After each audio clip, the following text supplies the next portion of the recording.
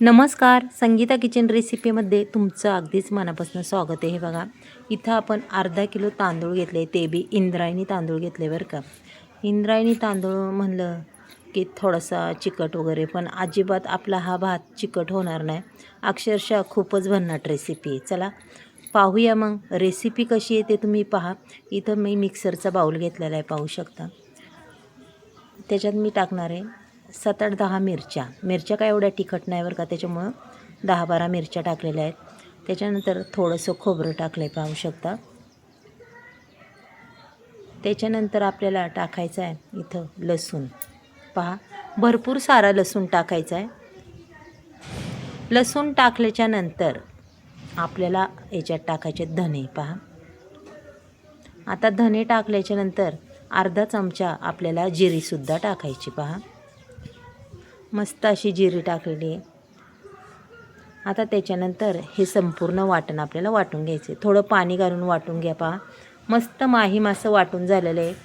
आता हे तांदूळ पाहू शकता तुम्ही, आपण स्वच्छ असं धुवून घेतलेलं आहे. चला मग लागूया रेसिपीला. गॅसवर कढई ठेवली, कढईमध्ये आपण टाकले गावरान तूप, पाहू शकता. त्याच्यानंतर हे धुवून घेतलेलं तांदूळ आपल्याला त्याच्यामध्ये टाकून द्यायचं आहे बरं का. पहा, कधी तुम्ही गावरान तुपामध्ये इंद्रायणी तांदूळ टाकून पाहिले का हो? पहा, आता हे तांदूळ टाकून घेतल्याच्यानंतर पहा, संपूर्ण पुसून टाकायचं आणि तांदूळ अगदी स्वच्छ असं आपण त्याला धुवून घेतलेलं आहे. त्याच्यानंतर आता हे तांदूळ अगदीच कलर येतोपर्यंत सफेद होतात ना, सफेद, त्या पद्धतीने आपल्याला हे भाजून घ्यायचे. पहा, अगदी मस्त असा सफेद कलर आला पाहिजे, मस्त खमंग. तांदूळ अगदी चांगल्या पद्धतीने हो का मस्त भाजत आलेत, पाहू शकता. आणि तांदूळ तर आत्ता चिकटलेत. पहा, पण अजिबात हे तांदूळ आपण ज्यावेळेस भाजतो त्यावेळेस त्याचा वास एवढा छान सुटतो, खमंग. तुम्ही पहा, अशा पद्धतीने एकदा गावरान तुपामध्ये इंद्रायणी तांदूळ भाजून. मस्तपैकी तांदूळ इथं भाजून झालेला आहे आपला. चला आता तांदूळ काढून घेतल्याच्यानंतर पुन्हा कढईत तेल ओतले. तेलही तापत आले, पाहू शकता. मस्तपैकी जिरी मोहरी टाकायची आहे. कढीपत्ता टाकून द्यायचा आहे, पाहू शकता तुम्ही. त्याच्यामध्ये लगेच एक कांदा टाकायचा. आपल्याला मस्तपैकी असा मस्त हिरव्या कलरचा भात करायचा बरं का. खूपच छान पुलाव आहे हा आणि अक्षरशः चविष्ट. चला आता ह्या गोष्टी आपण कांदा अगदी चांगल्या पद्धतीने आपण परतून घेऊया बरं का. कांद्याला रंग येतोपर्यंत आपल्याला परतायचे. हा,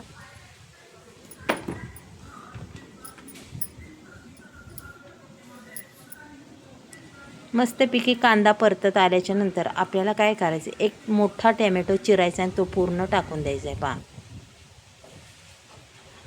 आता हा टॅमॅटो बी, कांदा बी मी आडवा कट केलेला आहे, उभा कट केलेला नाही. टॅमॅटो बी आडवाच कट केला आहे, पाहू शकता.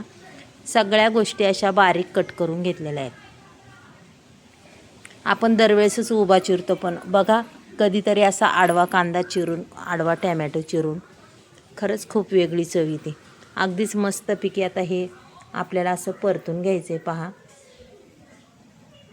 टॅमॅटो अगदी चांगल्या पद्धतीने परतत मऊसूत झाला की त्याच्यानंतर पुन्हा आपल्याला पहा, छान अगदी परतत आलेला आहे टॅमॅटो, पाहू शकता. मस्त असा रंग आलेला आहे, मऊसूत हा आपला टॅमॅटो झालेला आहे बरं का. त्याच्यानंतर आपण जे वाटण वाटलेलं आहे, अगदी खलासणी म्हणतात ना, तशी ही खलासणी केलेली आहे, ही याच्यामध्ये टाकून द्यायची. पहा, आता ही संपूर्ण मी खलासणी टाकून देते. पहा,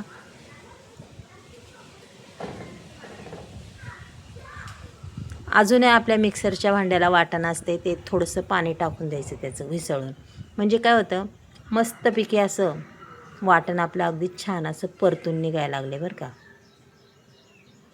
त्याच्यानंतर पाहू शकता इथं मी बटाटा टाकलेला आहे, तो सुद्धा अगदी मस्त असा.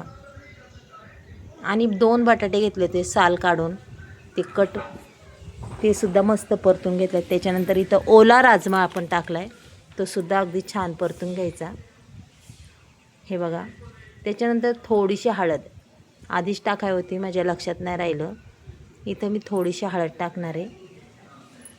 याच्या विरात काही टाकायचं नाही. नंतर टाकायची कोथिंबीर, भरपूर सारी कोथिंबीर टाकायची बा. कोथिंबीर टाकून दिल्याच्या नंतर आपल्याला मग जे आपण गावरान तुपात तांदूळ परतून घेतलेले ते टाकून द्यायच्यात. पहा अशा पद्धतीने. आता तांदूळ तर परतलेत म्हणल्यावर काही जास्त वेळ हलवायची गरज नाही आपल्याला पडत, पण थोडंसं तरीही मी हलवणार आहे. पाहू शकता तुम्ही. हे बघा, खमंग असे तांदूळ हे भाजलेले, आणि असे तांदूळ तुपात भाजायचे आणि असा मस्त पुलाव बनवायचा, हिरवा पुलाव. पहा, एकदा करून पहा अशा पद्धतीने. खरंच खूप भारी वाटतो. शिल्लक राहणार नाही कढईत. आता मी हे पूर्ण हलवून घेतल्याच्या नंतर, आणि आपल्याला ह्या पुलावला अक्षरशः उकळतं पाणीच वतायचं आहे बरं का, गार पाणी वतायचं नाही आहे. पहा, इथं उकळतं पाणी ओतल्याच्या नंतर लगेच उकळी चालू होती. पाहू शकता. हे बघा, एकदा आपण असा भात खालवर करून घेऊया आणि पुन्हा त्याच्यात ते राहिलेलं सगळं पाणी, तेवढंच पाणी लागणार आहे. उगच नंतर थोडंसं लागलं तर लागन, नाही तर नाही लागायचं. मस्त उकळी आलेली आहे, पाहू शकता. आता त्याच्यानंतर आपल्याला त्याच्यात मीठही टाकून घ्यायचं आहे. पहा, उकळतं पाणी जर भाताला टाकलं तर भाताची चव अजिबात जात नाही, जसून तशीच राहते, अजून छान चव मारते. पहा, आता इथं मीठ टाकल्याच्या नंतर पुन्हा एकदा आपण हा भात खालवर करून घेऊया.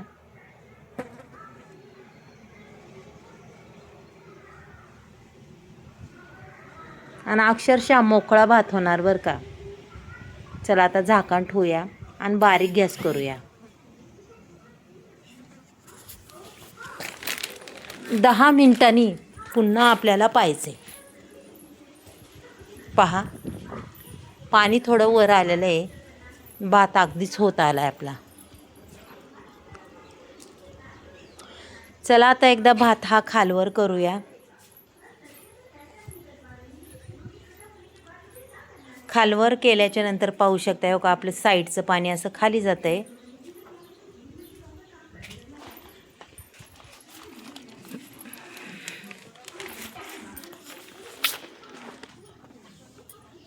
अशा पद्धतीने आपला भात हा संपूर्ण असा खालवर करून घ्यायचा आहे. पहा,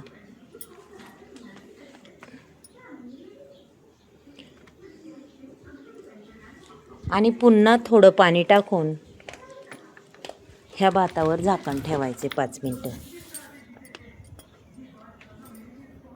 चला आता पाहूया. पहा, मस्त असा आपला भात अगदीच झालेला आहे.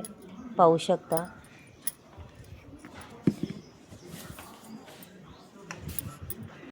अगदी मऊसूद आपला बटाटा आणि राजमा बी मऊसूद झालेला आहे. पाहू शकता.